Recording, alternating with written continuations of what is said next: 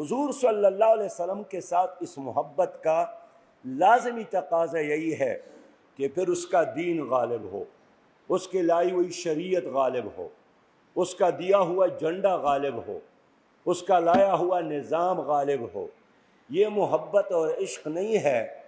کہ عشق کسی اور کے ساتھ ہے اور نظام کسی اور کا ہو۔ یعنی میں اگر دعویٰ بھی کروں کہ میرے دل میں حضور سے بڑی محبت ہے، حضور نبی کریم صلی اللہ علیہ وسلم کے ساتھ، لیکن میں اس ملک میں باطل کے نظام پر خوش ہوں، غیر اللہ کے نظام پر خوش ہوں، سود نظام قائم ہو اور مجھے کوئی کوفت نہیں ہو رہی ہو، ملک میں مخلوط نظام تعلیم جاری ہو اور مجھے کوئی افسوس نہیں ہو رہا ہو، ملک میں عریانی اور فحاشی جاری ہو اور مجھے کوئی افسوس نہیں ہو رہا ہو، ملک کی عدالتوں میں انگریز کا نظام جاری ہو اور مجھے کوئی افسوس نہیں ہو رہا ہو، میرے ملک میں ظلم اور جبر اور استحصال ہو اور مجھے کوئی افسوس نہ ہو رہا ہو، اس کا مطلب یہی ہے کہ میں حقیقی عاشق نہیں ہوں۔ میرے دوستو، ہماری کتابوں میں ہے کہ ایک زمانے میں جھگڑا تھا اور لوگوں کے درمیان بڑے بحثیں چل رہی تھی کہ خلافت حضرت علی رضی اللہ تعالیٰ عنہ کا حق ہے یا خلافت امیر معاویہ رضی اللہ تعالیٰ عنہ کا حق ہے۔ ظاہر ایک مسئلہ موجود تھا، تو کسی نے مجنون سے پوچھا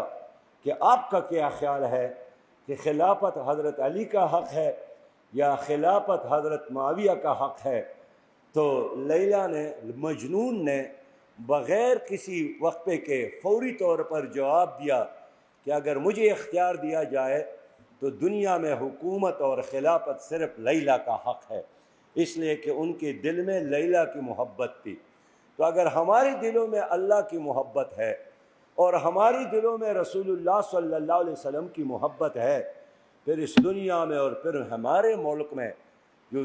کلمے کے نام پر بنا ہے، غیر اللہ کی حکومت کیوں ہے؟ اس لیے میرے بہت ہی پیارے بھائیوں، سب سے عظیم سنت جو زندہ کرنا ہے، سنت تو بہت زیادہ ہے، ہر سنت قابل احترام ہے، ہر سنت، جمعے کی رات میٹھا کھانا بہت ثواب ہے۔ وَكَانَ رسول اللہ صلی اللہ علیہ وسلم يحب الحلوى والعسل، نبی مہربان صلی اللہ علیہ وسلم کو میٹھا اور شہد بہت پسند تھا، تو یہ بھی سنت ہے۔ لیکن ایک ایسی سنت جس کے لیے آدم صفی اللہ سے لے کر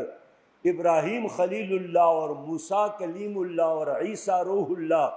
اور آخر میں محمد مصطفیٰ صلی اللہ علیہ وسلم اس دنیا میں تشریف لائیں، وہ کون سی سنت ہے؟ قرآن کریم میں اس کا تذکرہ ہے کہ وَمَا وَصَّيْنَا بِهِ إِبْرَاهِيمَ وَمُوسَى وَعِيسَىٰ أَنْ أَقِيمُوا الدِّينَ وَلَا تَتَفَرَّقُوا فِيهِ کہ دین غالب کرو، یہ کام ہم نے سب کے حوالے کیا تھا، یہ اصل سنت ہے۔ اور اس سنت کے بارے میں اللہ کے نبی نے فرمایا کہ من تمسک بسنت عند فساد امتی فلہ اجر 100 شہید،